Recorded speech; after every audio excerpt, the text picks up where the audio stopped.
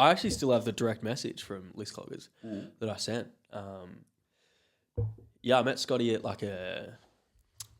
it was a ball magnets launch event back when he was doing, what was that, Highlights Club? Literally The the Highlights Instagram Club, page, yeah. Yep. He was the first Instagram AFL Yeah. guy. That was him. Yep.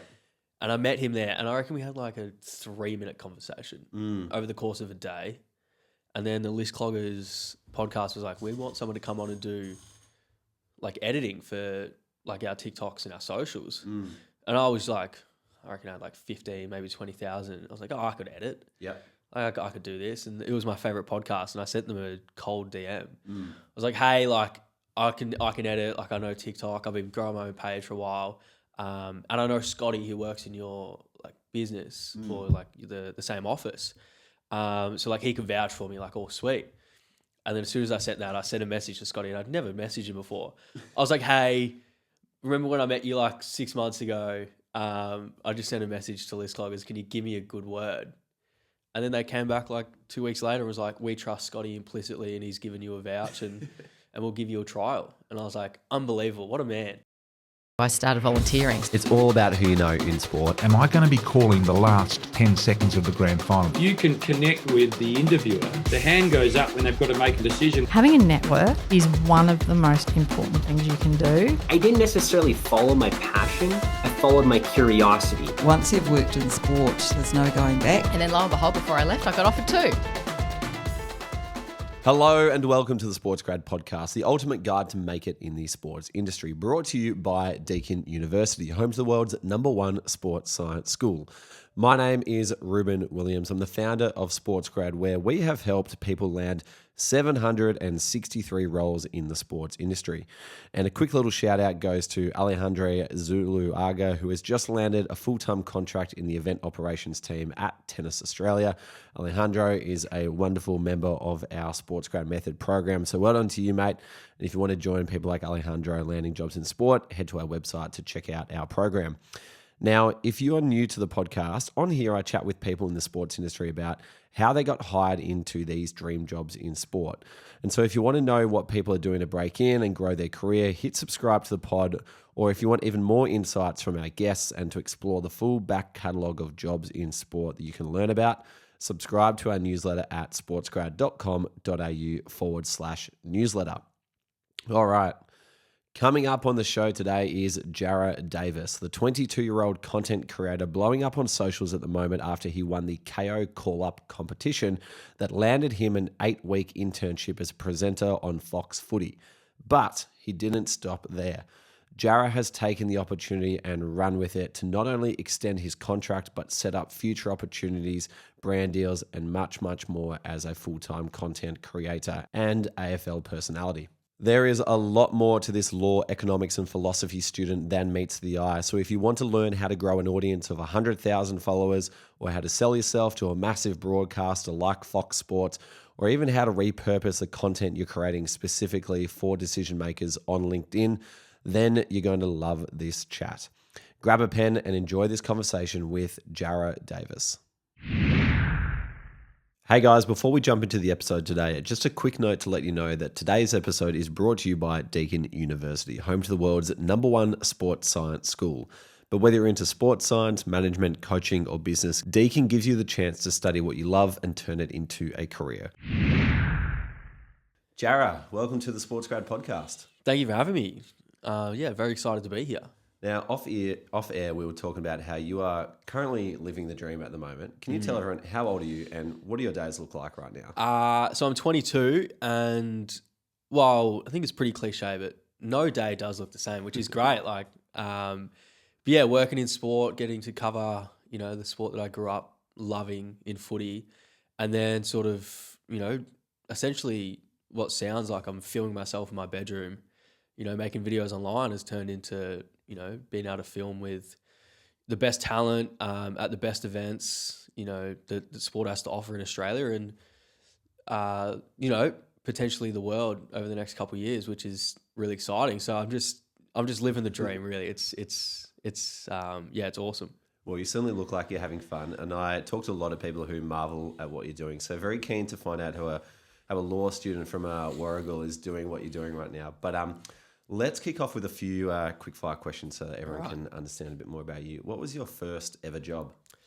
My first ever job was cleaning dishes at a kebab joint back home, which was just absolutely unbelievable. Used to work Friday nights, cash in hand, the day before local footy.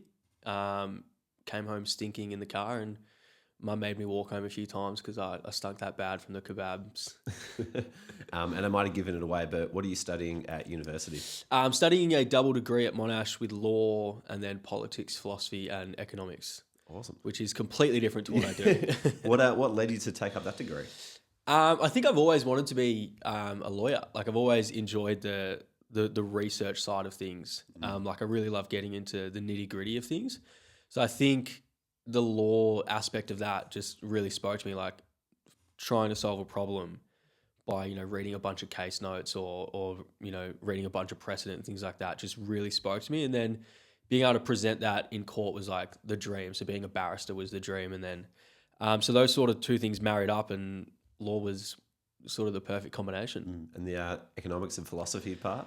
I just wanted to be a little bit more well-rounded. And I think having a law degree is cool, but I think being able to say I study law and then politics, philosophy and economics just makes it sound 10 times better, even though that degree is a little bit wishy-washy sometimes. Yeah. Well, when you become a media mogul, the economics part will help you. Yeah, I'm sure. Absolutely. I did specialize in economics just because I thought it was the most useful of those three. And the math was tough, but we got through it. To be fair, I reckon if I went back to university today, I'd probably go back and do an economics degree. Not to work in finance or anything, but I just think it would be useful to your point. Yeah, absolutely. Your favourite sporting moment?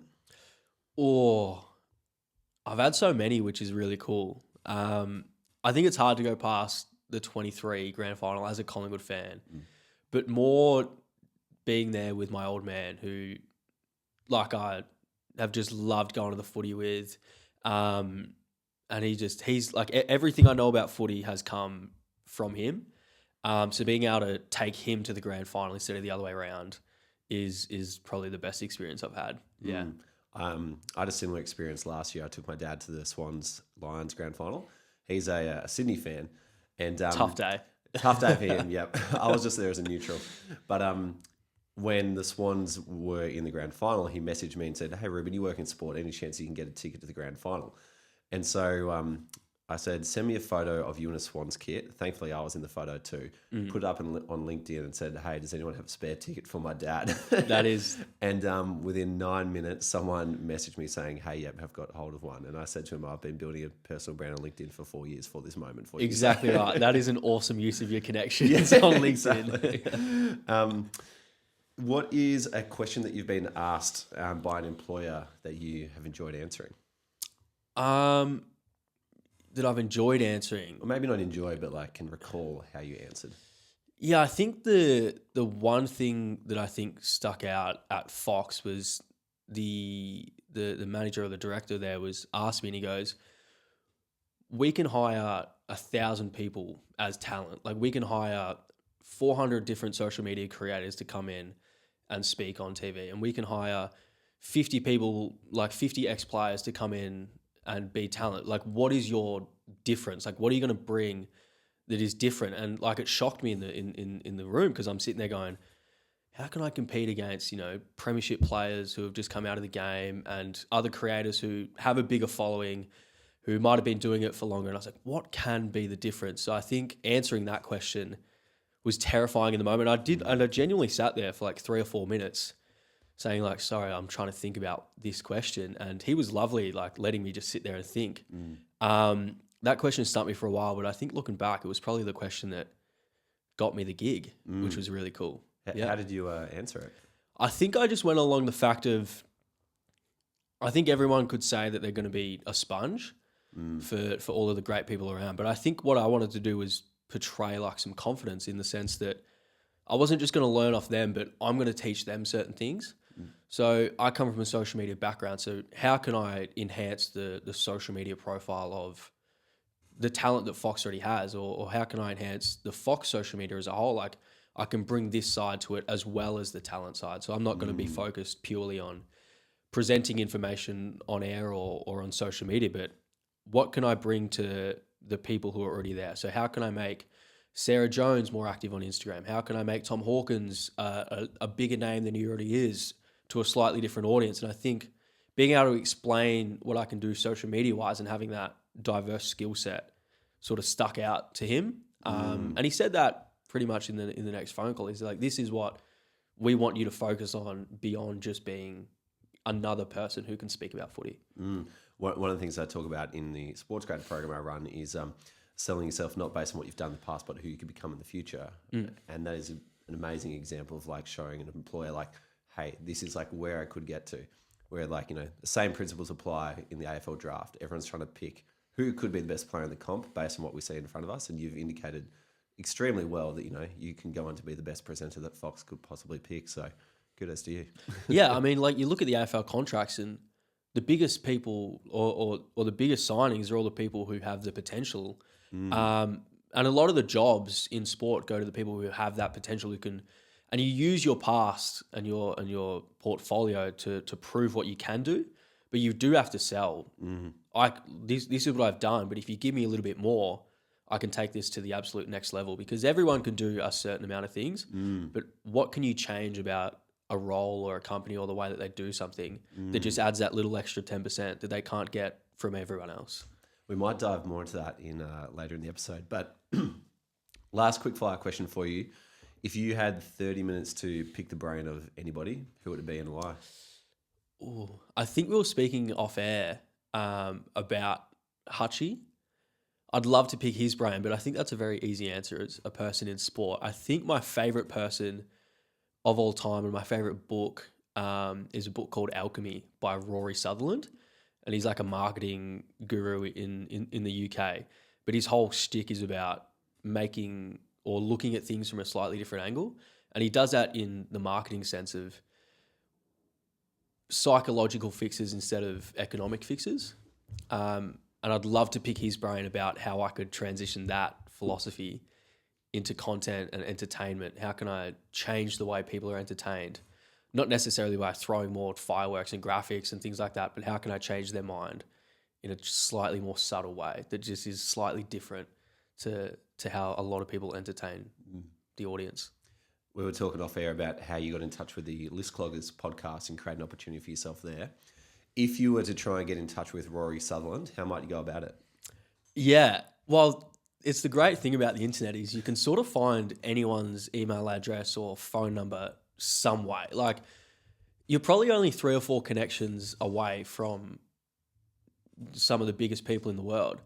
So it's like, you can send a cold email, you can send an email to an assistant or a director at the company or even someone in admin at his company, which is, I think it's called Ogilvy. It's like the biggest marketing firm in the UK. And I was like, I'd probably send a bunch of cold DMs, cold emails to everyone that works around him with this story of why I'm so fascinated and who I am, and sell it why it would be interesting to him to just sit down for 20 minutes. And I think the power of the cold DM is definitely real. Absolutely. Well, back when Sportsgrad was a YouTube channel, that's how I got Chris Niku, the chairman of Football Australia, on the show when there was only 30 subscribers back there, and ended up having a chat with him at the FIFA World Cup in Russia from the same method. Yeah. But if you go back and listen to episode 57 with a guy called Aman Alawalia, who at the time was working for the Kansas City Chiefs, he'll tell you the way he got his job at the Chiefs was like creating this spreadsheet, finding out what like the ending of all these teams' email addresses was, and then just like guessing the front part. It was either like first name at, team, or first name dot last name at team, until eventually he broke through. So that is awesome. That's a great story, because a lot of the businesses and clubs do have that exact same system. Like I know at Fox it's the same thing. Like my Fox email is a certain thing, and then just at Fox You're about Sports. to give it away. Yeah. But it's the same for everyone. Like no matter who it is at the company, it's the exact same formula, just at Fox Sports. So that's a really cool way to go about it. Maybe I'll just try a bunch of different at Ogilvy, Rory Sutherland at Ogilvy. Yep. And maybe I'll stumble upon some gold and not get the bounce back email. Yeah, absolutely. Let me know how you go. Let's dive into what you're doing at the moment. What does your You mentioned every day is different, but what are the weeks looking like for you at the moment, and what are the different hats that you wear? Yeah, so I think obviously the first hat that is sort of the most notable at the moment is the Fox hat. So week to week throughout the season, that was just a lot of review on Mondays of game footage and breaking down as much film as possible and watching every game 2 or 3 times, which takes a long time when you're sort of going contest by contest. But people think the game's long enough as it is. Oh, it's 2 or 3 times. it's 3 hours, and then when you're putting things in slow motion and replaying the same contest over and over and taking notes, it takes a while. But I love it. Like, I love that, as I said about the law, like I love that like research and nitty gritty part. Yeah, so a lot of research and things like that go in throughout the week. And then the weekends is just game day. So sports, so whether that's doing a pre-game live cross here and there, doing a halftime or some post-game vision, or I'm in studio with Kingy and Revolt and Kath, and we're standing in front of the big screen just chewing the fat. You never really know what the coverage or what your section of the coverage is going to look like until you rock up and you look at the run sheet, or someone pulls out and you got to take over their role or something. So that's sort of the Fox side of things. And then outside of that, it's just the personal social media. So every day is trying to find some way to make content for different audiences and different platforms. So whether that's Instagram or TikTok or, longer form YouTube videos now, you sort of just have to, I'm just on camera 24/7, which is terrifying, but you get used to it and just trying to find the next evolution of content every single day. What does your content creation process look like if you're making every single day? Are you doing it at a set time of the day each day? And like, are you just whipping up stuff on stuff you've jotted down in a notes folder? Like, what do those systems look like that allow you to create quickly? So my notes folder, and I think a lot of creators' notes folder is just filled with ideas. And sometimes I'll just go back through my notes and there's just like, you just scroll and scroll and scroll and you find little nuggets of gold here and there. But the process is pretty simple. I try and treat, even though it's not a 9-to-5 job, I try and treat it as if it is a 9-to-5 job. So I wake up, very standard, normal morning routine or whatever. But as soon as it hits 9, like it's time to work, and that can come in different forms. If it's a meeting, or if I'm just trying to create things, or if I'm trying to research, or I try and work from 9 to 5 as normal as possible, because it just sets those boundaries of this is when it's time to work, this is when it's time to play. I think a lot of people in these sort of like freelancey roles get sort of bogged down of like, I can work till 4 a.m. and then you don't work until 11, and then the next day you're going to be up at 9. As you sort of get muddled, it's like 9 and 5, between 9 and 5, like that is my time to work. So that becomes my process of what can I create here? What ideas can I jot down? And then you try and plan a few weeks in advance of like, all right, Monday I'll post this, Tuesday that, Wednesday that. But things change so quickly in sport that you sort of have to just muddle things around and adapt on the go. But yeah, it's pretty structured, the actual day, but the content you just have no idea what's going to come out next, really. Yeah. So I'd love to hear like how you get to the point where you're becoming a full-time creator. Like, where did creating content start for you, and what were the series of opportunities that you got along the way to ending up at Fox? Hey guys, quick one. Are you either A, dreading going back to work tomorrow, or B, on a mission to fulfill your potential and get there as quickly as possible? If so, then you need to apply for the SportsGrad Method program. The program is designed to help you get a full-time job in sport as quickly as possible, and inside it, I distill the lessons I've learned from asking over 300 people how they got a job in sport. I'm talking professionals from the AFL, Premier League, cricket, NBA, Olympics, you name it. And I've combined it with the methods that not only got me hired by Cricket Australia before graduating, but also helped me double my salary during COVID. SportsGrad has helped people land over 700 roles in sport, and this program takes the guesswork out of an industry where most people think you need to get lucky. To apply for the SportsGrad Method program, head to www.sportsgrad.com.au/program. All right, back to the episode. Yeah, so started like late in year 12 when like we're in the middle of lockdown 2020, and a mate of mine had a bet that he could get more TikTok views in a week than I could. And because he came to school and he was like, oh, I got 30,000 views on this video. And back then in 2020, like 30,000 on TikTok was like unbelievable views. And I was like, I reckon I could beat that. So then we had a little side bet. It was like $20 for the week. And I reckon I got to about 50,000. I just posted like 15 videos in the week, and I was just posting whatever I could to try and get really hedging your bets. Yeah, I was scattergun operation, just like post this, post that, sports, lifestyle, fitness, everything that you could think of under the sun. I posted about it, and I reckon I just pipped him. He posted like 2 videos. I posted 15, and I somehow won. But then I just enjoyed the creative process of that. So I just kept going, and through lockdown into my first year of uni, when I was stuck in my dorm room, it was like I'd moved out of home, moved away from my hometown, was living on a uni campus, couldn't go anywhere because it was lockdown. It was like, well, how can I speak to people? Like I want to talk, and I want to have conversations about sport, and I want to have these debates that I had at school lunchtime with all my mates about footy. How can I have that without my mates being here? Like, post on the internet. Perfect place to get feedback is to post online to absolutely everyone. So I started talking about sport on online and on TikTok, and I was just posting out opinion pieces and some comedy bits here and there about sport, and how can I change the way sport's spoken about, sort of more with the younger generation. I just kept doing that for years and years and years, and eventually you hit sort of your mold after you've made, daily videos for 2 or 3 years. You sort of hit what works and what doesn't, and you start to grow a little bit. But those first couple of years are a little bit grim. But you just keep going, you slowly build up an audience.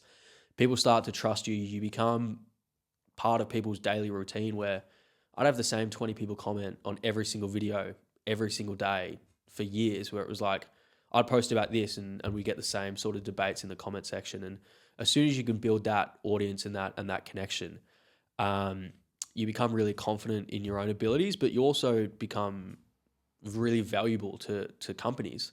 Companies want to tap into that trust, and that's where Fox came in with this competition, where a lot of creators put their hand up. But I think what made me stand out was I'd had this What was the competition that Fox ran? So Fox, it was Kayo ran a competition where they wanted to find the next talent. It was a big PR stunt, realistically, where it was an 8-week sort of internship at Fox, and it was open to anyone. You post a video, they get shortlisted. You go in for a couple interviews, and then they sort of announce someone as on the coverage for Super Saturdays, which is Fox's exclusive rights footy day. So I didn't want to enter the competition. I ended up doing it on the final possible day, when I got a call from someone who said, you should really enter this. So I did. And then, I think it's just having that backing of Fox looking at my accounts and my comments and saying, this guy's got some genuine engagement here, and he's built up this trust with the audience, where if we bring him in, he's clearly got this ability to build relationships with that, like people he's never met before, and people trust his voice and people want to hear his voice.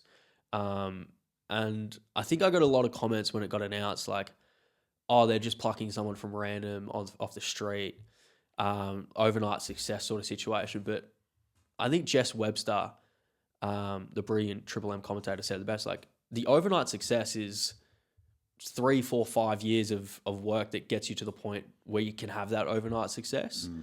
And those 3 or 4 years for me was me in my uni dorm room, filming myself getting 200 views for 3 years straight.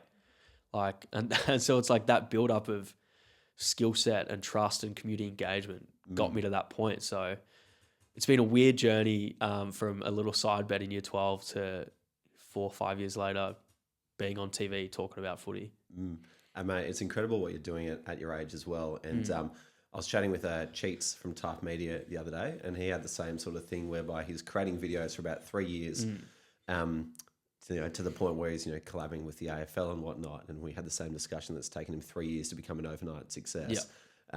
Similar sort of thing happened for Sports Cradles, like 3 years of YouTube with no one watching, to then it hit number 1 on the careers charts when COVID hit. And everyone's like, oh, what's this new thing? It's like, no, I've actually been doing it for a while. But one thing you said before really struck my interest around the amount of content you put out to test and learn. Because I talk with a lot of people who are getting active on LinkedIn for the first time, and one of the biggest barriers that they face is, what are people going to think of me? And when you're just talking about like your approach to seemed like not even caring or thinking what people are going to think, but I'm just going to put 15 videos out, wide variety of range. Let's see what sticks. What goes through your head when you're thinking of putting yourself out there in that broad way? A whole lot of terror and anxiety, because you are like putting yourself out there, which is scary, but you've got to realize that the fact is no one actually cares. Realistically, like no one actually cares what you're doing, whether you make a mistake or whether your videos are cringy or like no one actually cares. Like the people who are going to watch are going to watch, and the people who aren't going to watch aren't going to watch. Like whatever you do put out, it doesn't exactly matter until you start getting that traction going, but you have to put things out to get the traction going. So you almost have to sit back and look at it as like as you're just throwing rocks into the water, trying to find gold. So like for the first 2 years, it was like genuinely stuck in, I think a lot of people got like 400 view jail on TikTok. It was like, that's what it was for 2 years. Like, and I was posting every day. So there would have been 600-700 videos on TikTok where the most amount of views I was getting was like maybe 1,000 on a good day. And I was like, if I did 1,000, like that is incredible. But you just keep posting things out and the people are going to comment things and whatever. It still happens now. Like I've got a relatively big audience and you try something new and all of the comments are, oh, you shouldn't be doing this. You shouldn't be talking about that. Like, this sucks. And it's like, okay.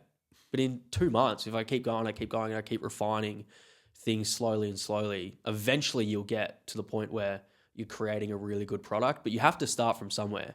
It's like make a video or make a post, look back at it, and if no one sees it or if 20 people see it, say, I can change the way I worded it at the start, or I can change this sentence, or I can change the way I filmed, or I can change the lighting, or I can change the pace.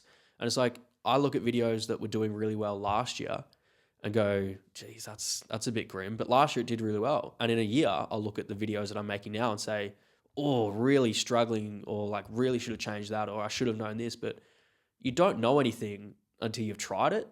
So you just have to keep trying and keep putting yourself out there, because eventually you'll learn so many new skills and you'll learn what works and what doesn't. But you don't learn until you put yourself in the situation where you can learn. I speak to a lot of people who, before they've even got started, they talk about how they're going to avoid burnout. And I think one of the things that causes burnout is perhaps like a lack of positive reinforcement. We're like, why am I doing this? But it seems like you've been able to consistently create with a very sort of low level of positive reinforcement from your audience for years on end to actually get to this point where you are now. So what kept you going? Burnout's an interesting thing because I think a lot of people get burnt out when they're not doing something that they enjoy. So like there are so many creators that come up through making videos and they're trying to follow some sort of trend. So at the moment in Aussie sports, footy's huge throughout the footy season. So a lot of creators try and jump on the footy train, but they don't enjoy footy. So it's like they're trying to chase the views because that's where they are. But if you don't enjoy footy, you're going to get burnt out. So finding something that you enjoy. So I think early days on TikTok, I was doing a lot of sports content, but I was also, during that time, like the comedy skits were massive. And I was like, oh, I can chase the views doing that. So I would post a sport thing one day and a comedy skit the next. And after like 3 weeks of making comedy sketches and skits, I was like, this sucks. Like I want to quit. And I was like, this sucks. Like I'm waking up every day trying to figure out how to be funny next. It's like, I'm not funny. Like I'm not good at that. Like I'm going to get burnt out doing something I don't enjoy. Whereas the sports stuff, I wake up every day, and I woke up every day for 2 years saying, this is a really cool story that I want to speak about. This is something that I'll speak about with my mates or my old man. I'm just speaking about it with a camera in my face. And it's like, I can have the same conversation about sport every single day and absolutely love it and never get tired of it. So that is what I'm going to focus on. And I think that's how I've avoided burnout, but also how I just trundled through that 2 years of relatively low views, because I was just doing something that I enjoyed doing. Like I woke up and I enjoyed talking about sport. So I just put a camera in front of my face and spoke about sport. What were some of the milestones you hit between, getting started and now this Fox role, for example? Like, would love to hear some of the follower milestones you hit, or even opportunities. You mentioned list cloggers off air, on top of, perhaps brand deals. How did those sort of opportunities start to uncover? Yeah, so there's a few ones that stick out in my mind. I got my first brand deal with like an LED light company, which was cool. and they said they would give me an LED light for free. And and it was like $70. I was like, this is unbelievable. I'm getting $70 worth of value to like post a video about a light box. I was like, this is unbelievable stuff. I was like, I'm inadvertently getting paid. Like, this is awesome. I remember going home and I was like, I would have been first, maybe second year uni. So I'm like 20 years old. And I'm going home to mum on the weekend saying like, I've got this light box company sending me a light. And she's like, what are you talking about? I go, no, this is really, really cool. Like, this is like the greatest thing of all time. So now looking back at that and I see brand deals coming in, I'm like, geez, I was so excited about one. I need to get excited about the ones I'm getting now.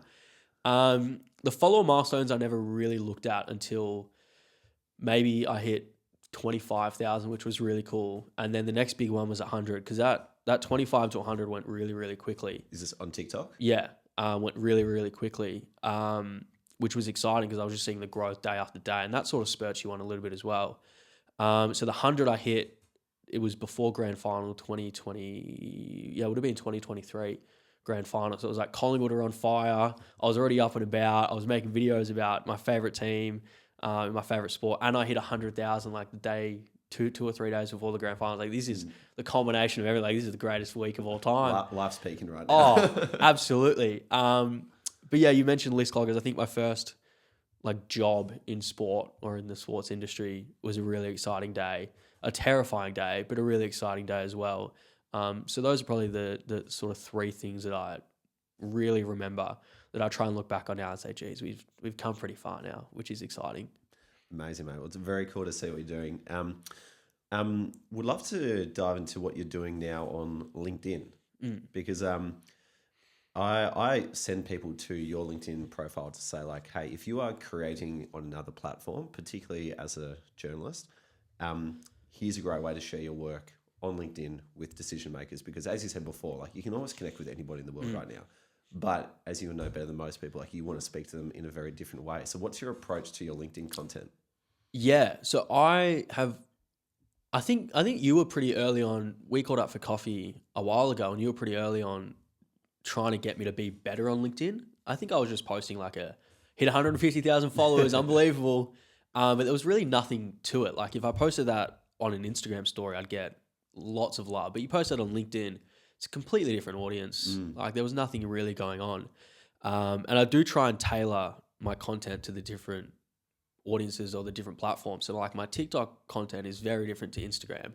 And Instagram's different to YouTube. And YouTube's completely different to LinkedIn. But I sort of use LinkedIn as a way that I can showcase my milestones whilst also at the same time making comment on the sort of wider sports industry. And I think that's a really cool way to use the platform for me anyway. So I've got a really good niche in the industry being my own creator.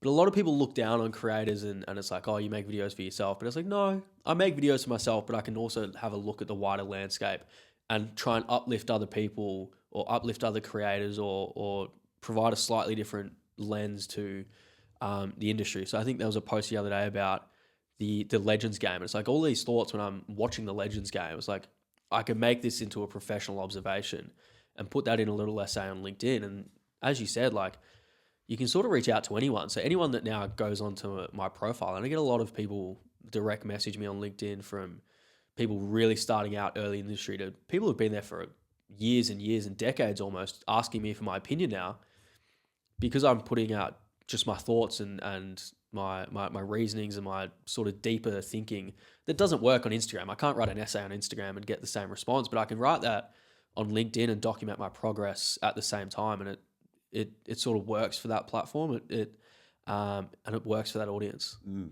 Is there any particular type of content you want to be doing more on LinkedIn? I'd love to be celebrating other people more.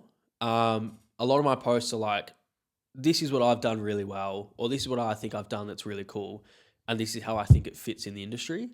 I'd love to do more of like the other people, like this is what Dan Gorringe has done really well, or this is why he's so popular, or SEN has been trialing this recently. I'd love to do almost like case studies on other people, because I look up to so many people in the industry in Australia and the US where I'm like, this is unbelievably cool, and I wish they got the recognition to a slightly different audience because, you know, Dan's content isn't geared towards everyone, but if I can explain it in a way, then the people who he's not targeting can also get an appreciation of what he's doing. And I think that sort of lifts everyone up. Like if we can get Dan on top of everything, content creators suddenly rise up a little bit in everyone's mind.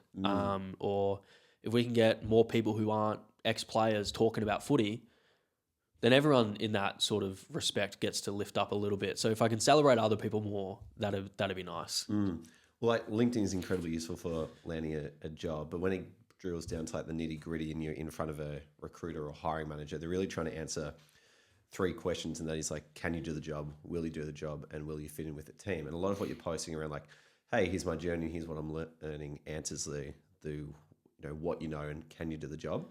But like you can elevate that even more by not just talking about yourself, but as you mentioned, talking about all these other different people too. So one of the things that we're seeing people in our program do at the moment is create these LinkedIn series about something that they're interested in, where they'll take a topic and go deep on it. So like the most basic way you can do that is through just sharing examples. It's like, hey, here's like 5 other creators in the world doing this. Next, you might do like an analysis piece. So you take those 5 and go deep dive and be like, hey, here's what's working. And then where I'm very impressed with you, you've kind of skipped to the end, is like just jumping straight into like, hey, here's my opinion on how it should be. But then also like again at the far end of the spectrum is like what you did to get there. It usually requires having done the thing to be able to explain the process, which again you're doing too. But yeah, I think people would love your take on who are the other creators out there and what you're seeing works. Yeah, and I think it's a really good tool, like especially for people coming up. And like I still do it daily, where if I want to write something on LinkedIn or if I want to write a post or something, you do actually have to look into it deeper. So it's like I might really love what I keep going back to Dan just because I'm fascinated by him and working with him. I've seen exploded. So working with him, I've seen the process before Dan Does Footy was created. Like I saw the birth of that. So I'm fascinated by the journey. But to write a post that mentions him, not only am I a fan of watching him, to write a post about it, I've got to go and actively research about it. And when you research something, that's when you like actually learn things. So there are a lot of posts that I used to make where I didn't have any background research and I was just saying something. So I was posting and not learning. Whereas now when I post something, everything I've posted about, I now know more about. And that just adds to your own skill set more and more. So like if you've got people in sports grad doing analysis pieces on, you know, whatever it is, they're not just a fan of that, you know, that experience or that person. They're actively going and researching it. And when you're researching, you're learning and you're actively picking up things. You're putting things into practice and you're understanding the why behind it. And I think that's a really important skill to have. And if you can showcase that, suddenly when you're in a job interview, you've got all this background knowledge and these background thoughts that aren't just surface level because you've gone and done the work to be able to write these things or to be able to showcase these pieces. And I think that's the switch that a lot of people are starting to flip, which is exciting on LinkedIn. Totally. And like you only need to do it, you know, 5 or 10 times and all of a sudden you've got thoughts and opinions that people want to hear about. Exactly. So now if you're trying to connect with somebody else, you're coming in from a much more valuable position as opposed to like, hey, can I pick your brain? So you may want to go down the route of doing a post on Rory Sutherland and then send it to him.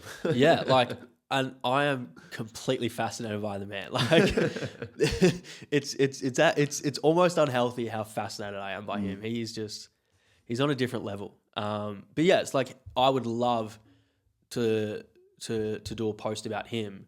But again, to do that, I would need to try and figure out a way to relate what he does to what I'm doing or to the Australian market. And then in the process of doing that, I would pick up things that I could use for myself and add another, you know, string to the bow. And I think that's the key component of if you're going to be posting on anything, LinkedIn in particular, try and learn something whilst you're doing it. And you can add that to your skill set, which is so valuable. Yeah. And also not being afraid to like post a bit of more about like what you're doing behind the scenes too. Probably only 10% of your content, but like it just adds that extra layer of connection with the people on there too. Which, absolutely. Can be very important.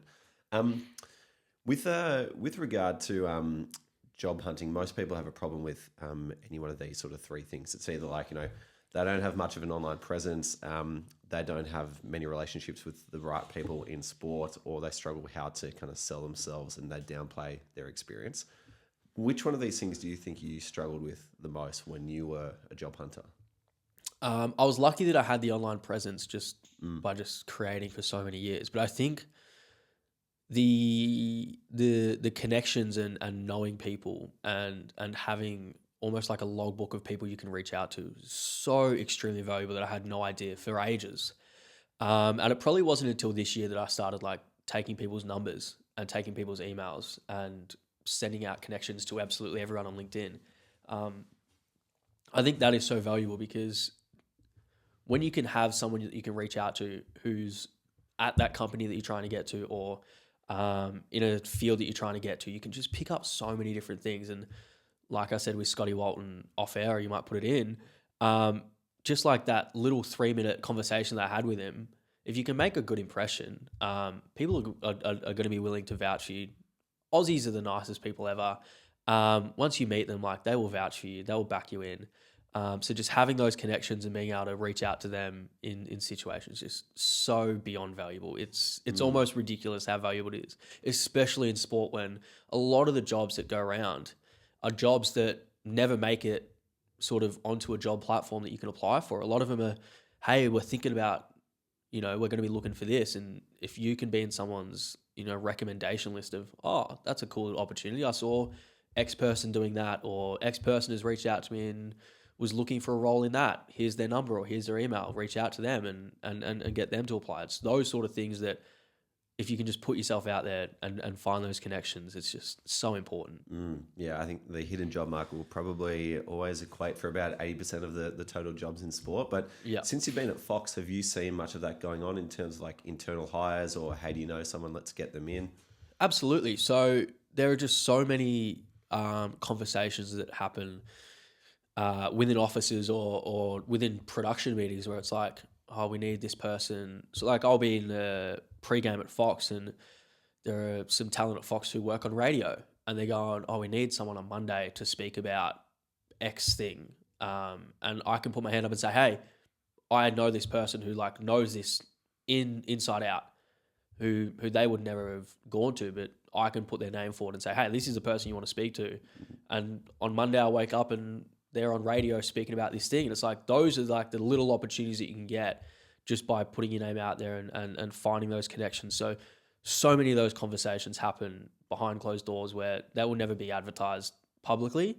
And then they just get chomped up so quickly because if you have that connection, you have that in, it's so much easier for people to just take that person because they have the implicit trust of someone who's recommending them. And it's just a lot cheaper to not go through a massive application and hiring process and just say, we trust this person implicitly. They've got great reviews from everyone and they have a background or a portfolio or something. Bring them in. Let's get started now. The executive general manager of People and Culture at Cricket Australia said to me, Ruben, recruitment is risky, which is why we go to people we trust. Exactly and also right. it takes, 2 days, not, 6 weeks. So you can't blame people for going to who they know. You mentioned at the top of the episode how you were able to sell yourself and your experience into the role you're in now. When it comes to talking about you and what you've done in the past, how do you go about it? It's tough to talk about yourself and all the good things you've done or all of the experiences you had without coming across as arrogant. I think it's a really hard thing. So I try and come at it from the fact of this is what I've done, but I've done it because of a certain reason. So it's not necessarily I've done all these really cool things and these had all these cool experiences and have all these really great skill sets. It's I've got these skill sets and I have these great experiences because of what I've done, in the sense of it's hard to explain, but I try and go from an experience base more than I'm really good. It's, hey, I've done this. And the reason I got into this position is because I had done that and I've built the skill set and I've developed. And I think that's an important factor. You can't just say, I've got really great video editing skills and I've got, 500,000 followers. It's, I have really great video editing skills and I've got 500,000 followers because I'm really good at this. I'm really good at building a culture. I'm really good at engaging. I'm really good at, creating video ideas and it's all those little skills that seem useless that are actually the differentiating factor between someone getting a job and someone not getting a job. And it's just that slight little shift of language that I think changes you from talking about yourself in an arrogant way versus talking about yourself as from painting yourself as an authority in a situation. I mean, even if you just said to anybody like, hey, I've created videos daily for 3 years straight, without having to say I'm a great video editor, smart people could probably pick up what you're putting down. Exactly right. I think there were so many times where, so a great story. So Mark Howard, one of the greatest of all time, realistically, and he has no idea about social media and things like that. He's got a team that does that for him, which is great. But he comes up to me and he knows I'm from a social media background, but he never asks anything about my follow account or my engagement. He doesn't care about that. He asks me about the process behind it. So he'll come in and say, how many times how many pieces of content do you post a week? And I'll say across platform, maybe 15. And he goes, oh, so you can produce, edit, script, write, create ideas, come up with ideas, all these things because you're producing the 15K. He goes, I don't care about how many views or followers you get. If you can produce 15 pieces of content, you've got some sort of skill and some sort of drive behind you. And that was what was impressive to him. The follow account is the product of all of the work behind the scenes.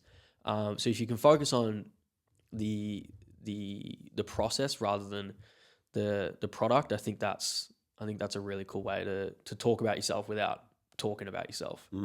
And then what about talking about, the potential of who you could become in the future or how much value you could add? Because you mentioned when talking about the Fox experience, it's like, hey, here's what I reckon you could be doing better as opposed to what I've done in the past. Was that a conscious thing that you wanted to bring to that interview? Yeah, I think it was. I think a really big part of myself has always been I'm fascinated by what's next. Which means I'm constantly trying to improve, which is great, but it means that I never really get to look at the past. But it really helped in that Fox job where that was what they were looking for. And I think a lot of times in sport, that is what they're looking for because it moves so quickly and because the world is moving so quickly and changing. It's like you can't get stuck in the mud. Like you do constantly have to try and evolve or try and provide a slightly different angle or take a different view on things because there are so many talented people out there and you do have to find what your difference is. And most of the time, your difference is the difference you can create going forward. It's not necessarily looking a lot of, like I have a video editor, friend of mine who never focuses on going into a company and saying, here's a video that you created 2 weeks ago. This is what I would have done differently and point out all the flaws. He will never look at the past, productions of that company. He goes, this is what I've done in the past, but the most important thing is this is what I want the videos to look like next week and the week after and in 2 months. And if you can project forward and you can sell a dream forward, I think that's super important instead of just this is what you've done in the past. I can do the same thing. Wherever I can do the same thing. Yeah, and it shows a large amount of initiative to even take the time to think about what that future vision might be, but also that requires a lot of inherent ambition as well, which sets you apart from people who aren't thinking about this and taking this stock standard approach to getting the name out there. Yeah, and I think there are so many companies and hiring managers who are willing to take a punt on someone if they've got ambition. Like companies understand that they're going to have to evolve slowly, even if it is slowly. They're going to have to evolve eventually. And getting people with a vision or ambition, it shows to them that they're going to be proactive in things. And I think in sport, you really do have to be proactive. You have to be able to put your hand up to say, I'm willing to do this and not know what's going to happen in the future, but I'm willing to give it a crack. Whereas if you're constantly stuck in, this is what I've done in the past and this is what I'm really good at, and this is what I can continue to do forever, people are looking at that going, he's really skilled, but what's he going to offer in a year? Or what's he going to offer in 2 years when things change? If you can sell yourself as an ambitious person, it's so extremely valuable to people, and people are willing to take a punt on ambitious people. And it puts yourself in a wildly different trajectory as well, because you don't want to just get in and then, get to probation and think, oh, okay, well, that wasn't that good. You want to absolutely blitz it and go on from there. On the notion of like demonstrating your ambition, and people might be wondering like, what does that look like in practice? Is there anyone in your world, be it in the content world or from people you've seen working behind the scenes at Fox, who demonstrate this really effectively? I got a great example. His name's Luke, and he's a producer. He's a freelance producer, but he does a lot of work for Fox. And he Not is a Swoop Luke? no, not Sweet Luke. His name's Luke Goodall, and he's a fantastic operator. And every time I went into Fox for the first 6 weeks, he was there. And he doesn't work at Fox. He's a freelancer. But every time I spoke to someone, they said, we just haven't been able to kick him out for 3 years. He goes, he rocked up 3 years ago as a freelancer for a 3-week, 4-week project. And we haven't been able to get rid of him since. And I go, how has that happened? How has this freelancer stuck around at this massive company without getting kicked out essentially or getting moved on? And I spoke to him and he goes, I just pitch. He goes, every time I'm in the middle of a project or every time a project ends, I use my connection at Fox and I say, pitch 5 different ideas. And if I pitch 5 different ideas every month, and if I'm constantly looking towards the future, he goes, the next project to roll on. And then I'm the first person to be head of the next project. And he's created 3, 4, 5 different shows over the past 3 years. And some of them have been unbelievable. And some of them have, been cancelled after 3 episodes. But he goes, I'm just constantly pitching, constantly trying to evolve Fox's production. And he goes, if I just keep doing that, I just keep getting gigs. I'm like, that is a fascinating way to live. But that is like ambition and backing yourself in to the highest degree. Yep. And like to your point of how you got better at content creation, imagine how good he is at pitching after doing that. It's unbelievable. Like he can convince anyone that a project is worth it. It's unbelievable what he does. But and half of it is the projects he creates are really cool. But a lot of it is he's just so adept at putting himself out there and so comfortable with the prospect of someone saying no, and then just so comfortable and confident in himself that he's going to get the next thing going, that he just keeps putting himself out there and gets the next thing going. We're going to have to get him on the show because he sounds like a fascinating guy. He's awesome. He's one of my favorite people ever. He's just fascinating to speak to. And I think that's almost like a much better approach, even if like you are not currently employed. Like if you were a job hunter, like pitching yourself to 5 different organizations per day or per week, whatever you got time for, puts you in a field of 1 compared to like a field of 500 if you're going through an open job market, which is how you ended up at Liz Cloggers as well, which is pretty much a great result too. Yeah, and there are so many stories of just people who pitch themselves to 1,000 different places, and eventually you get to the point where you're so good at pitching that you're just guaranteed to someone's going to say yes. It's like someone's going to give you an opportunity, and if you've been trialing and just refining your pitch or refining your skill set over the time, eventually once you get into that role, you're so far ahead of everyone else because you've had so many experiences behind you where you've gone through a hiring process and they said no and you've asked for feedback and you've adjusted that to yourself, and then you've adjusted the next time and you get to the point where you just absolutely dominate an interview or you dominate a trial shift or an internship because you just have so many experiences behind you where you just put yourself out there that you're just impossible to say no to. Have you had to pitch yourself for brand deals, or do they all come to you? No, so I try not to get the brand deals that come to me. I try and just pitch myself 24/7. And it's not just brand deals, it's everything. Like the Fox thing was 8 weeks. It was an 8-week contract I got, and it was pretty clear from the start. It was like, this is 8 weeks. When I spoke to the exec producer, it was like, hey, we've got you on for the next 8 weeks. Hope you really enjoy your 2-month time. And I was like, 2 months. That was back in March or something? Or? Yeah, and I was like, geez, 2 months. And I was like, all right, I'm just going to pitch myself 24/7. So I'm constantly in his ear, in his emails and emailing producers, hey, I think I could do this. Hey, I think I could do that. This is what I could offer. And you get knocked back for 400 different projects. But my 8-week thing turned into a season. And then my season thing might turn into the off season at Fox Cricket. And then that might turn back into the footy season next year. It's just like, if you just consistently put yourself out there over and over and over again, you just become undeniable. Yeah. How did you identify what problems you could solve once you were inside Fox if you're pitching all these different ideas? In what sense? What problems? So like where, I guess like, where you could add value. Yeah, so I think I've always been really good at trying to see where things are going, which comes from that side of content. You're always looking for what's next, what's the next evolution. So going into a company that's been so solid for so long, they're very set in their ways, which is great because it means you know exactly what you're going to get. But it means there's so many opportunities for the next thing or the next evolution. So going in there and just speaking to every producer and saying, what's your thoughts on this? Or have you ever looked at that? Or why do you do this way? Have you ever looked at it that way?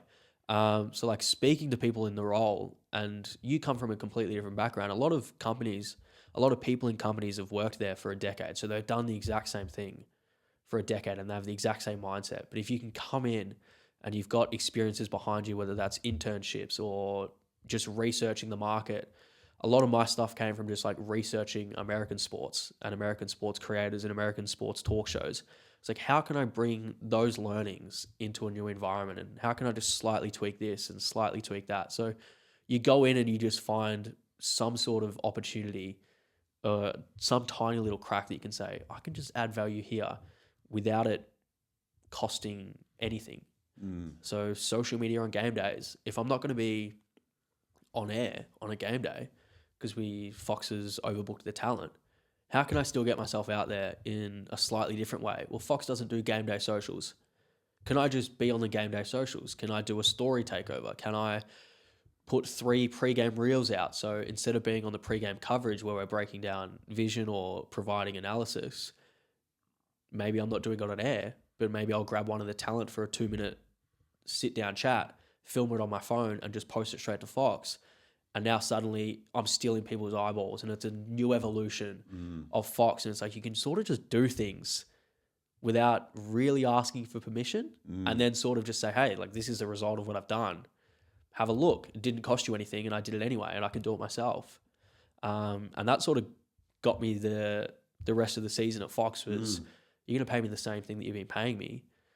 I'm going to do the same thing, but I'm also going to add this extra element because I've proved that it worked. And you've made yourself irreplaceable in the process. Exactly right. Like I always speak about making yourself undeniable. Like if you just do something, you either do something so well or you solve a problem that they haven't solved before, you become undeniable and you become the go-to person to solve that.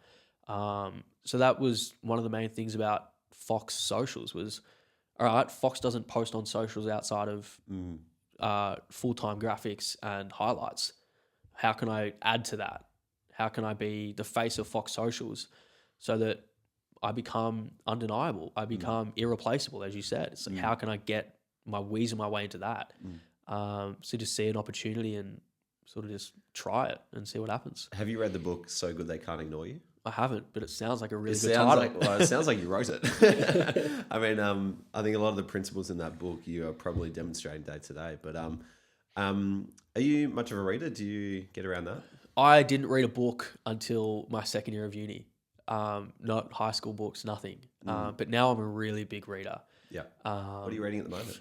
Alchemy by Rory Sutherland. Oh, yeah. I read a lot of psychological books because 90% of entertaining an audience is a psychological trick on them. Essentially, you're trying to elicit some sort of chemical, reaction in the brain that makes them want to listen to you or want to search you up. So a lot of the stuff I'm reading is just psychology.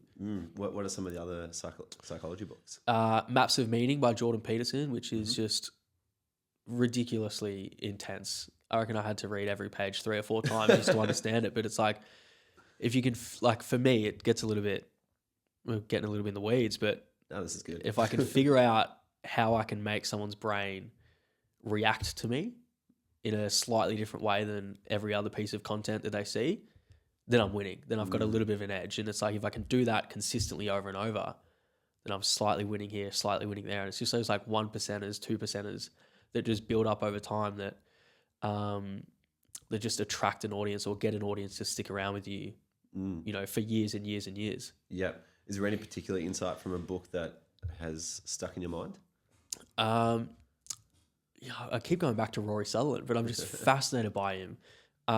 So he has this really great example about the Eurostar. Yep. I think it was the Eurostar. Yeah. Train from London to Paris. Yeah, and he goes, a lot of people were complaining about the time it took, and he goes, they spent billions and tens of billions of dollars trying to increase the speed, and that's what they did. And he goes, they spent, let's say, $100 billion in increasing the speed to cut off 40 minutes. And he goes, what they could have done is just added Wi-Fi, and people's 40 minutes and the enjoyment gets suddenly better. He goes, people weren't upset about the time it took. They were upset about the experience. He goes, if you can create someone's experience, they forget about the time.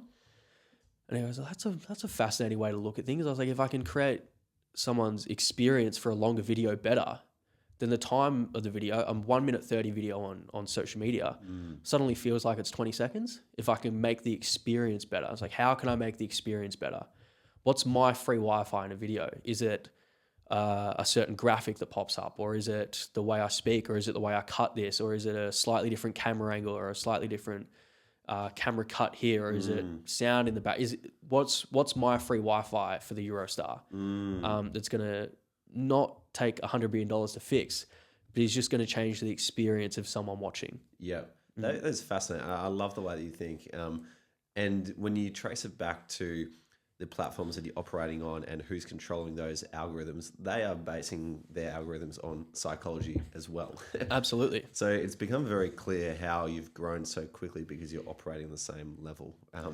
Yeah, well, that's all an in terms algorithm of is. trying to understand someone's brain. Well, that's all an algorithm is just how can we keep people on this app for as long as possible? How can we enhance their experience so they completely forget about the time? It's like so many people say, oh, I opened Instagram Reels and I looked up and I was 20 minutes later. It's like, well, that is the psychology that Instagram is playing on you to keep you on the app for as long as possible without you realizing how much time has gone. And it's like creators are now figuring that out. And I think they probably figured it out a few years ago. It was like, if I can hook someone in the first 3 seconds, I've got them for a minute. And it's like, well, now everyone's got really good hooks. So it's like everyone's viewer retention for 3 seconds is really good. How can you get them to stick around from 3 seconds to 10 seconds and then 10 seconds to 30? And then how can I get a 15-second reel or a 15-second of someone's time and turn that into a minute 30? How can I get someone to listen to me while they're scrolling? It's so easy to scroll on for a minute and 30 seconds on social media. It's really hard, but how can I make that happen? And it's those sort of like little tricks and thought processes you have to go to make content every day. Yep. Is there anyone that you follow who does this particularly well where you're like, right, they've got their hooks all the way through the video absolutely nailed? Yeah, I think there's a really good creator in the US. A lot of my stuff is based on US creators because I just think my mates and I have always said the Aussie sports, Aussie content, everything pretty much Aussie is pretty much exactly 10 years behind the US in absolutely everything. So a lot of the US creators have figured out how can I get people to stick around for a minute and 30 seconds, which is sort of the limit on social media. It's the limit on Reels, but you can't really get anyone to listen for 3 minutes. But there's this one guy in the US who I'm in love with, and his name's Theo Ash, and he creates like game breakdown videos of the NFL, and they get 150, 200,000 likes within the first day, which on social media is ridiculous for one. But for a video that's 3.5 minutes long on Instagram, that is unheard of. I don't think I've ever sat down and watched a 3.5 minute reel, but I watch every second of his. And I'm just fascinated by the way he just has a really good hook for the first 3 seconds. And then he tells you something and then he goes, and it's a storyline. It's a mini story for 3.5 minutes. And you get to the end of it and you realize it's 3.5 minutes gone.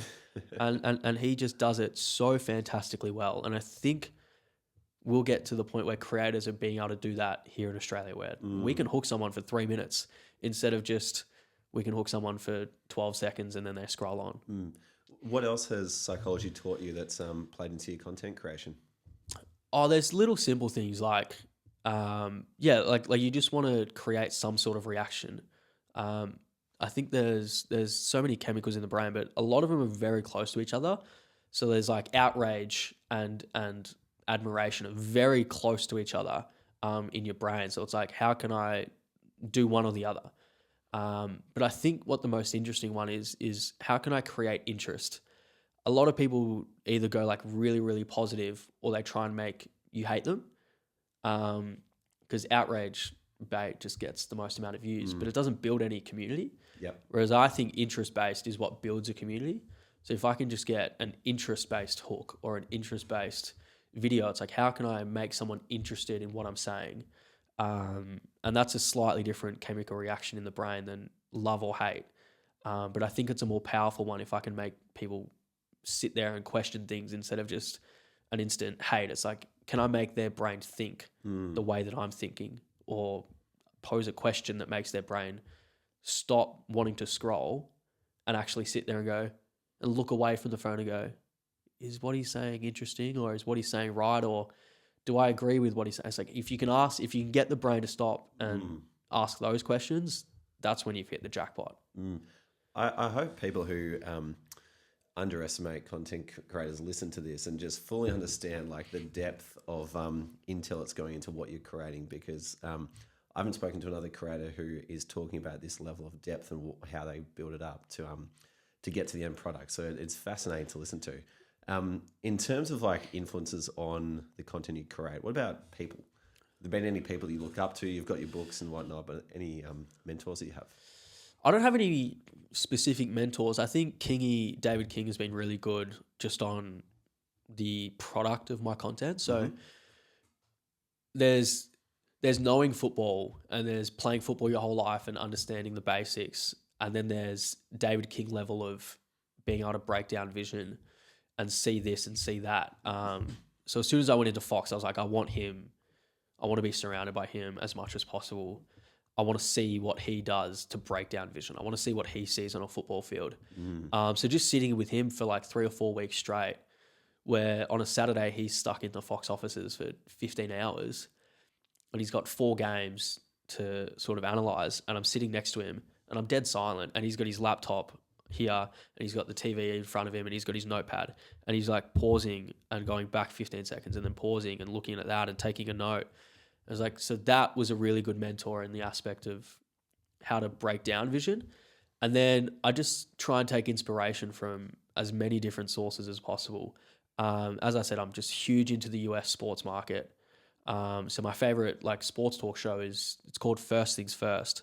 And there's a guy called Nick Wright who is sort of like the main host, or not host, the main analyst and main character on the show. And he's never played any sort of high-level sport at all, never went to college and played football or American football or basketball or anything.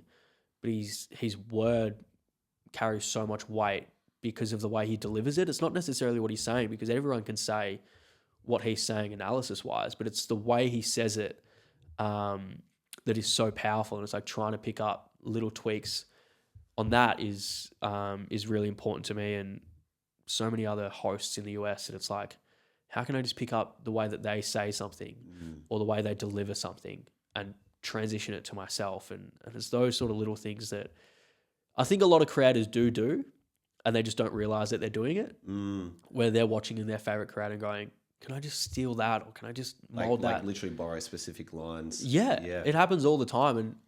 And obviously I'm against plagiarism and things like that, but you can steal a hook from someone, or you can steal the way that a storyline, or a really easy one is like, a lot of people underestimate the like story times on Instagram and TikTok, and you know, like I'm obviously not the target audience, but some like the people in their car just been like, hey, went on this Yochi date the other day, and that sort of thing, or just like there's a really good one in the US, and she essentially just like tells like pretty mundane stories about her life. But she was the first one to do it whilst like cutting fruit on a chopping board. And it's like, that was like the original like Subway Surfers at the bottom. And then everyone started to do it. And I was like, that's not plagiarism, but it's taking the way someone delivers something and adapting it to your own content. And that just become like its own like niche, where I don't know where people are getting all this fruit from, and like story times of like cutting up watermelon every single day. And I was like, but it's like you can pick up all these little things and you don't even realize that you're picking them up until you look back and go, geez, like I've stolen this, or I've taken inspiration from this person just in the way that they do something. Yeah, social media is feeding the fruit and veg industry. It's ridiculous. Farmers are very happy. It's ridiculous. Like, there's this one girl in Australia. I wish I knew her name because it's fantastic. Like, I don't understand anything of what she's talking about. Like, it's clearly targeted towards women. And I'm sitting there going, why am I fascinated about this? And she's just cutting fruit in every single video. And I was like, I don't know where she's getting all this fruit from. She's like cantaloupes and jackfruit and watermelon. I was like, all this sort of fruit. And I was like, that is a fantastic just way to get people to just sit there and watch, and they don't even realize that they're just sitting there forever. There's so many different little tricks that creators pick up that they don't even realize are vital to the way that they grow. Yep. What you're saying before in terms of borrowing things from other creators, another good book, I'm not sure if you've read it, is Steal Like an Artist, where you just borrow little bits from like several different places and then becomes your own. But an example for myself is like I listen to the Tim Ferriss podcast quite regularly, and I noticed that whenever he wanted to like change the conversation topic in his interviews, he'd always use something along the lines of like, I'm just going to change lanes for a second now. And then I noticed it in like my own interviews where I'd be interviewing people and be like, all right, we're just going to change lanes here. But I'm like, hang on, like, Yeah. you're just borrowing that exactly from Ferriss. I don't think I've used it today, and now people probably start looking out for it. But it is funny how like you do start to adopt these little things from here and everywhere. Yeah, and I think it's a really awesome trait to be able to, one, do it, but I think the best part of stealing like an artist, like you said, is if you can recognize that you're doing it and then actively look for things that you can change to your own way. So there are so many pieces of like content series that I have that are adapted from other creators, and I've just gone, this is a really cool concept that they've created. How can I change that concept, or how can I improve on that concept and then make it my own? Like my biggest series on TikTok that I've been doing for 3 years is it's called a check-in series, and it just bangs numbers. And it's just like the teams talking to each other, or the players talking to each other, and I'm playing all these different roles. And each team across the season has like their own personality.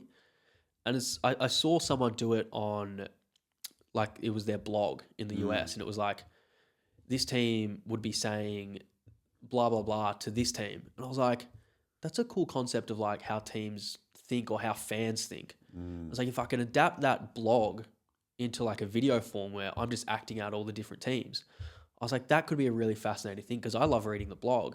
How can I adapt that to my own content? And then in the last 3 years, half of my videos on TikTok are this style of teams talking to each other or players talking to each other. And it's like, how do I explain a situation, or how do I explain the week of footy? I can just use the teams talking to each other and how the teams are feeling. So you're taking on that character of a fan from a particular club. Exactly right. Yeah. So like yesterday, so it's every Monday, and then if something pops up, it'll be a Thursday or something. But every Monday is like the round review. And it's like, all right, finals week 1, what happened? So I'll sit on my computer and be like, this happened, this is a big moment, that's a big moment. All right, how are the fans feeling? I go to the Instagram comments, I go to the Twitter comments. How are the fans feeling? All right, can I portray this team as if they're just a fan talking? And then you just add the logo, you create the script, and it just works really easily like that. Because I think each fan base does have their own personality. Like the teams have a personality.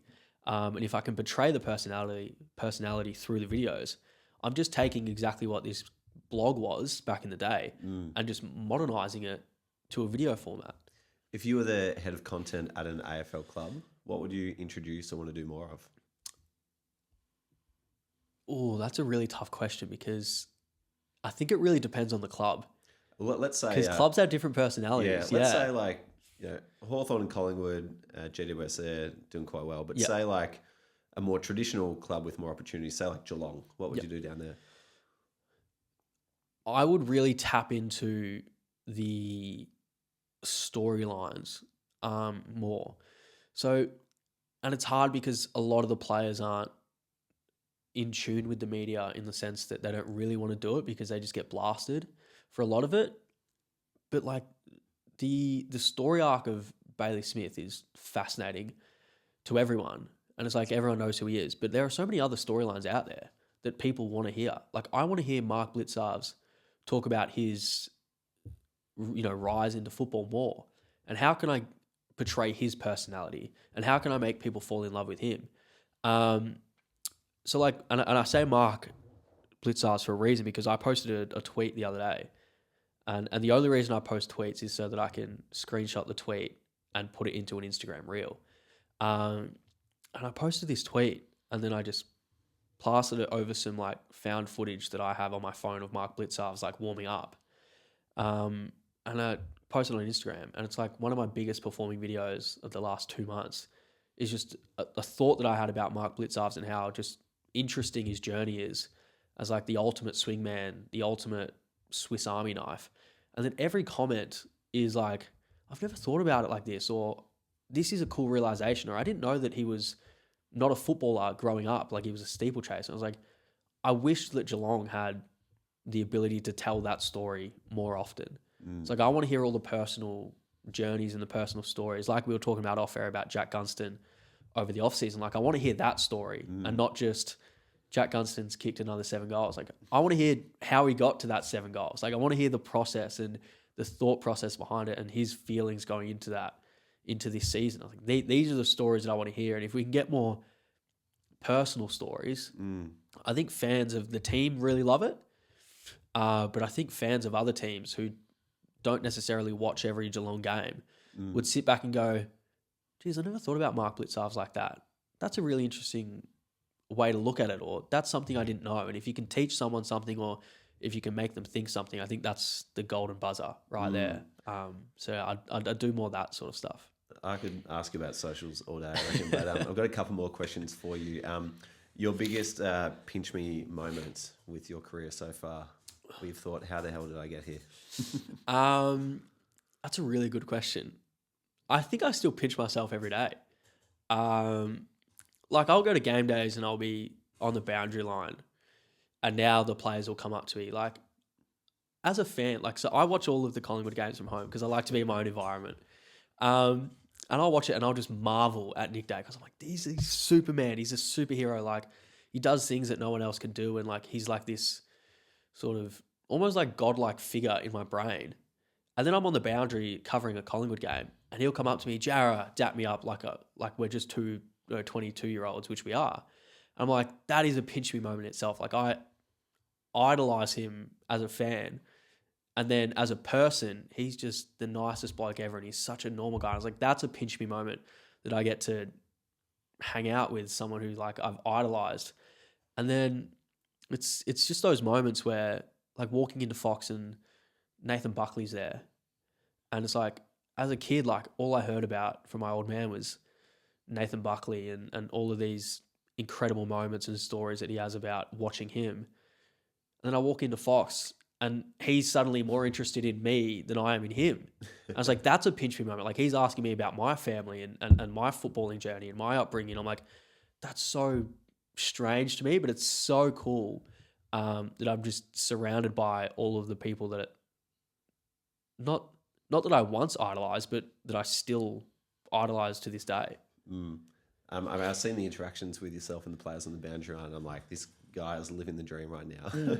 So it is awesome to watch. Yeah. One more for you is, rather than asking like, what advice would you give to your younger self, I want you to think about a friend that you've got who has perhaps got some untapped potential, and you kind of just want to grab them by the shoulders and shake and be like, you could be so good if you just did this. Yeah. What advice would you, and you don't have to name them, but like, what would you want to say to a mate who you're like, I know you've got it in you, here's what you just need to do? Yeah, it's such a great question, and there's so many. And I reckon I have this conversation with this bloke once a year. So at the end of every year, or at the end of the last couple of years, myself and the Marmalade Boys and Kato McDonald, who is like, we've got like a really cool group of like sports Aussie AFL creators who like all bounce off each other and work with each other, which is unbelievable. But at the end of every year, we try and sit down and review the year and say, like, this is what worked, this is what doesn't. But then mostly we try and project, what are we going to do next year that's going to change? And there's one in particular, I'm not going to name it, but I'll sit down with him one-on-one for like 2 hours, maybe 2 or 3 times a year now. And I think he has so much potential to, like he's already the king. I think he has so much potential to take that to the absolute next level, but he's comfortable. And once you get comfortable, it's so easy to just sit back and just do the same thing that you're doing over and over. Even if you have ambition, if you're comfortable, it's hard to get out of bed and chase something new. So I think I would say to him, and I say to him all the time, is like, you have so many ideas and so many desires and wants. It's like, I just want you to just try something new. But once you have like an established profile, or once you have like a job that you're almost stuck in, which he is, it's almost like a 9 to 5 person being stuck in the job, but having that little thing in the back of their head going, maybe I could try this, but I'm really comfortable doing what I'm doing now, but maybe there's just like a little part of me that wants to do this. And I'm like, I just want you to attack that. I was like, you can continue being comfortable in this and you can continue doing that, but maybe just once in a while, maybe it's once a month you create a video that just scratches that itch.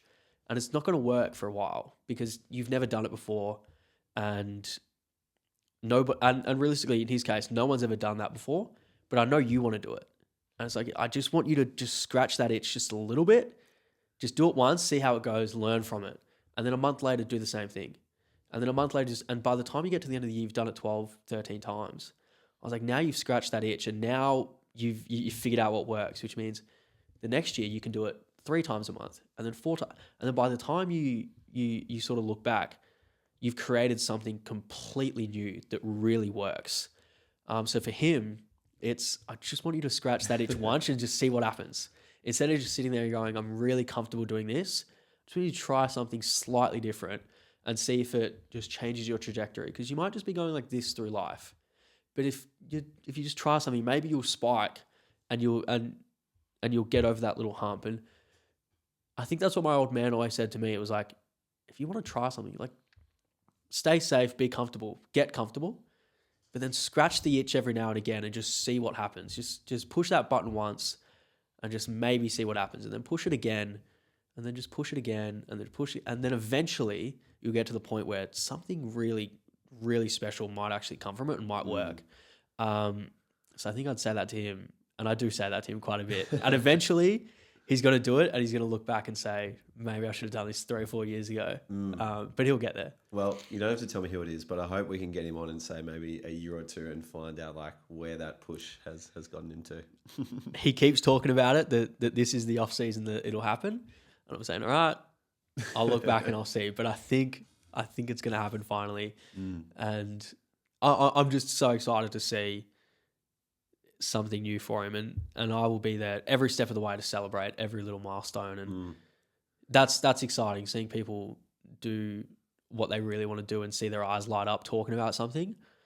That's what I'm all about. So hopefully he does that. And hopefully everyone out there who like has an itch that they want to scratch and has something that makes their eyes light up when they speak about it, that they follow that at least for a little bit. Because if you don't, I think you'll always be sitting there at the end of every year on New Year's Eve going, geez, maybe this was the year that I could have done that, instead of going, oh, January 1st, I'll do it. And then you wait for the next January 1st and then the next and then the next. And you sit back and go, geez, 3 years has gone by and I haven't quite scratched that itch yet. Yep.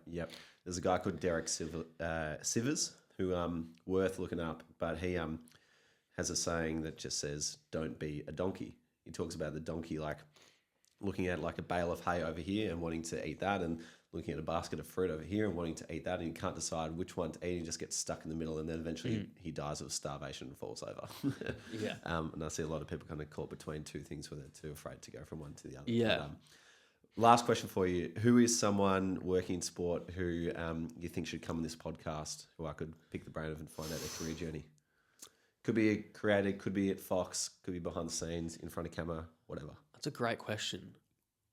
I reckon I have these sort of conversations with one man almost daily at this point, and his name is Bailey McCabe, and he is I want to say, I don't even know his job title, but he's like the manager of the Ball Magnets company with Lockie Neal and Paddy Cripps and Tom Mitchell. And he started out as a videographer for one of our mates, like just holding a camera.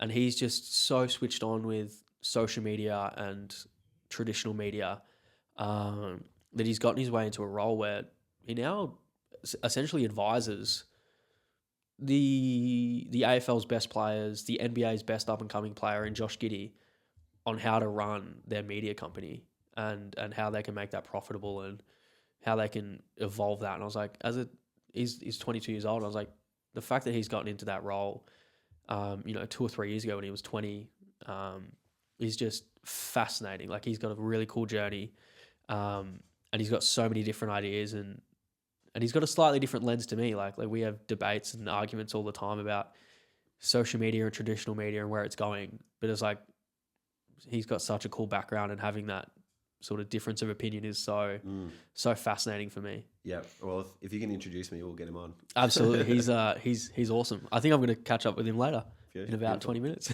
Jarra, thanks so much for coming on. A lot of people see your content and it's awesome and compelling, but to actually dive into what goes on behind the scenes and how well read you are and how much you study content and how much you want to learn and how much time you're putting into it is an incredible body of work. So thanks for coming on and sharing what goes into it. I appreciate it. And I don't have the most traditional pathway into sport, which is great. But everyone who does ask me about how to get into this industry, I point them in your direction. You are the master, and I'll stay in my lane, and everyone else can go down this path. And you've been doing a great job. So love watching it. And everyone who rocks up on my LinkedIn with the sports grad member, it's an instant connect, because I know that eventually, in pretty short order, they're going to be right at the top of their field doing the things that they want, because they've come straight through you. Thank you, mate. No stress. Hey guys, quick one. Are you either A, dreading going back to work tomorrow, or B, on a mission to fulfill your potential and get there as quickly as possible? If so, then you need to apply for the Sports Grad Method program. The program is designed to help you get a full-time job in sport as quickly as possible, and inside it, I distill the lessons I've learned from asking over 300 people how they got a job in sport. I'm talking professionals from the AFL, Premier League, cricket, NBA, Olympics, you name it.